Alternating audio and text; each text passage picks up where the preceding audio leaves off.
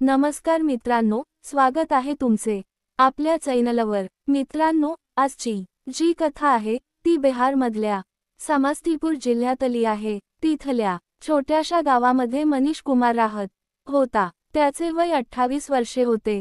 तो रक्ताच्या थारोळ्यात घरामध्ये पडलेला दिसला। म्हणतात त्याचा मृत्यू शॉक लागल्यामुळे झालेला आहे, कारण की त्याच्या बाजूला एक तार पडलेली सापडली। पण मित्रांनो, खरी घटना वेगळीच आहे, जी ऐकून तुमच्या पायाखालची जमीन सरकेल। तर चला आपण कथेला सुरुवात करूया आणि पाहूयात काय घडलं ते।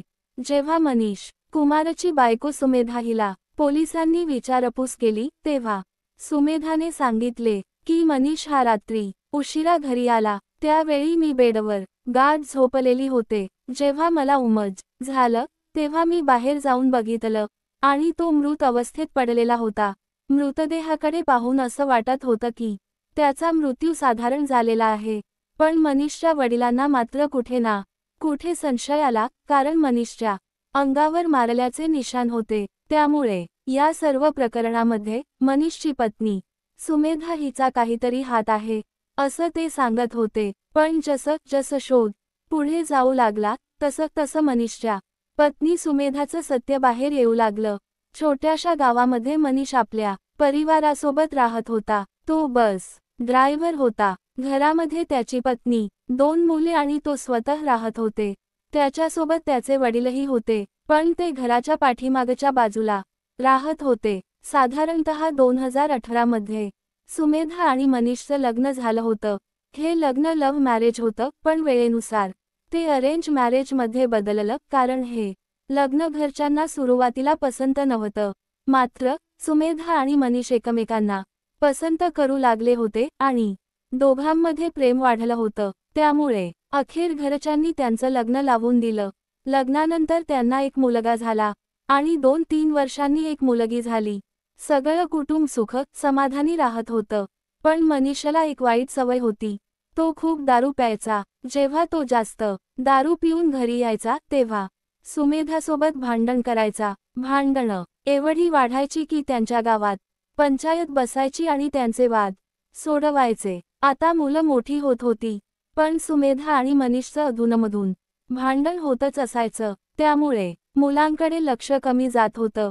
मुलांच्या अभ्यासासाठी त्यांनी एक ट्युशन टीचर ठेवायचं ठरवलं। मनीष बस ड्रायव्हर होता। त्याची ओळख योगेश कुमार नावाच्या तरुणाशी झाली होती। योगेशचं वय 25 वर्ष होतं। तो शिक्षण घेत होता आणि सोबतच सरकारी नोकरीची तयारी करत होता। वरचा खर्च भागवण्यासाठी त्याने ट्युशन शिकवण्याचं काम सुरू केलं होतं। एके दिवशी मनीषने योगेशला विचारलं, माझ्या दोन्ही मुलांना ट्युशन शिकवशील का? तेव्हा योगेशने होकार दिला। दोन्ही मुलांसाठी 600 रुपये ठरवले गेले आणि तो आठवड्यातून 4-5 वेळा येऊन शिकवेल असं ठरलं। मुलांना शिकवण्यासाठी योगेश दुपारच्या वेळी मनीषच्या घरी यायला लागला। पण योगेश येत असताना घरात मनीष आणि सुमेधाचं भांडण चालू असायचं। योगेश हे सगळं शांतपणे पाहत होता आणि हळूहळू त्याच्या लक्षात सर्व गोष्टी येऊ लागल्या। काही दिवसांनी योगेशने सुमेधाशी बोलण्याचा प्रयत्न सुरू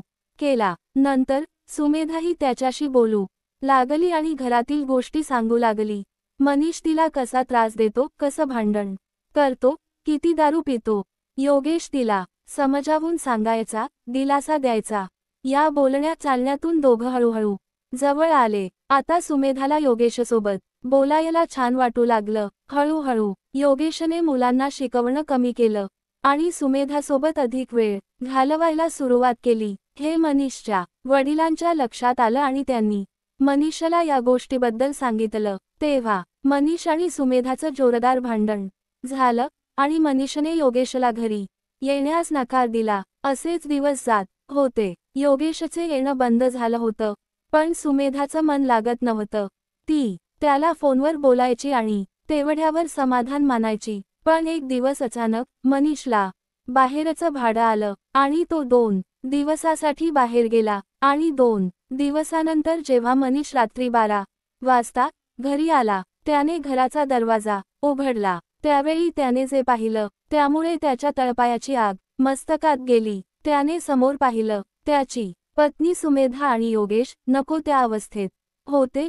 योगेश खोबऱ्याचे थेंबाने तिची जिरवणारच होता आणि सुमेधाला रडवणारच होता. पण खरं सांगायचं झालं तर सुमेधाने खोलीचा दरवाजाची कडी लावायची विसरली होती. त्यामुळे मनीष अचानक घरात शिरला आणि ते दृश्य पाहताच त्याचा संताप अनावर झाला. तो नशेत होता, त्यामुळे त्याच्या डोळ्यासमोर काहीच नव्हतं. त्याने तेव्हाच सुमेधाला तिच्या अवस्थेतच मारायला सुरुवात केली. तो तिला बेदम मारत होता आणि परिस्थिती हाताबाहेर जात होती. योगेशला हे पाहून प्रचंड राग आला. त्याला मनसोक्त खोबऱ्याच्या थेंबाने तिची जिरवायची होती, पण मनीष मध्येच आला. त्यामुळे योगेशने मनीषला मारायला सुरुवात केली. तेवढ्यात सुमेधा मोठं दांडकं घेऊन आली आणि तीही आपल्या नवऱ्याला मारू लागली.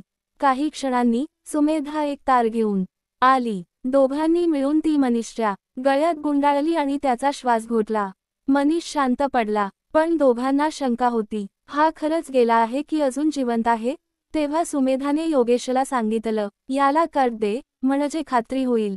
योगेशने त्याला कट दिला, पण तो उठलाच नाही, कारण त्याने आधीच जीव सोडला होता. मग सुमेधा आणि योगेशने त्याच्या हातात वायर ठेवली, जेणेकरून पाहणाऱ्याला असं वाटेल की मनीषचा मृत्यू कट लागून झाला आहे. हे करून योगेश तिथून निघून गेला आणि सुमेधा आपल्या खोलीत परत गेली. सकाळ झाल्यानंतर सुमेधाने रडण्याचं ढोंग केलं आणि जोरजोरात रडू लागली. हे ऐकून मनीषचे वडील धावत तिथे आले. तेव्हा तिने त्यांना सांगितलं की यांचा कट लागून मृत्यू झाला. ती सगळ्यांनाच हे सांगत होती की मनीषचा मृत्यू कट लागल्यामुळे झाला आहे. पण मनीषच्या वडिलांना तिच्यावर संशय होता, कारण मनीषच्या अंगावर मारल्याचे निशाण दिसत होते. तेव्हाच त्यांनी पोलिसांना कळवलं. पोलीस आल्यानंतर सुमेधाने त्यांनाही तीच गोष्ट सांगितली. मनीषचा मृत्यू कट लागल्यामुळे झाला, पण पोलिसांनी मनीषच्या शरीरावर मारहाणीचे स्पष्ट निशाण पाहिले आणि त्यांना लगेचच कळलं की हा मृत्यू करंटने नाही, तर बेदम मारल्यामुळे झाला आहे. त्यानंतर पोलिसांनी मृतदेह पोस्टमार्टमसाठी पाठवला आणि सुमेधाला चौकशीसाठी ताब्यात घेतलं. तेव्हा मनीषच्या वडिलांनी पोलिसांना सांगितलं, मला हिच्यावर पूर्ण संशय आहे, कारण हिचे आणि ट्यूशन शिकवणाऱ्या योगेशचे जवळचे संबंध होते.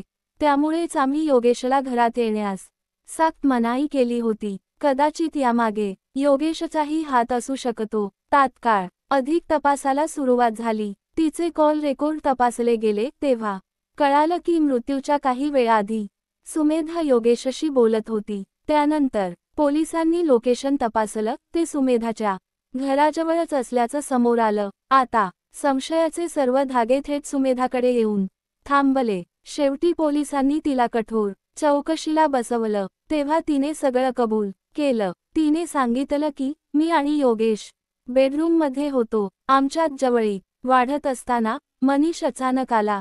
त्याने मला त्या अवस्थेत पाहिलं आणि त्याच्या डोक्यात संताप भरला. त्याने मला मारायला सुरुवात केली. योगेशलाही राग आला, त्यामुळे त्यानेही मनीषवर हात उगारला. त्या मारामारीतच तो मरण पावला.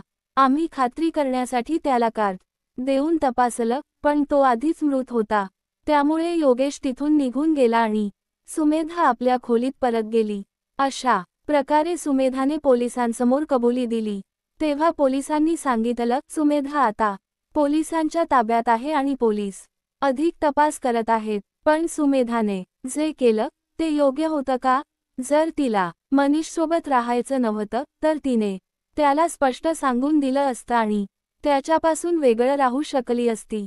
पण तिने स्वतःच्या स्वार्थासाठी मनीषला मृत्यूच्या दारी पोहोचवलं. हे अत्यंत चुकीचं आहे. तुम्हाला याबद्दल काय वाटतं? कमेंटमध्ये नक्की सांगा. जर दोघांमध्ये एखाद्या गोष्टीचं उत्तर सापडत नसेल तर आपल्या घरच्या लोकांची किंवा विश्वासू व्यक्तीची मदत घ्या. पण असं कुणालाही मारून टाकणं कधीच योग्य नाही. मित्रांनो, आजचा व्हिडिओ आपल्याला कसा वाटला?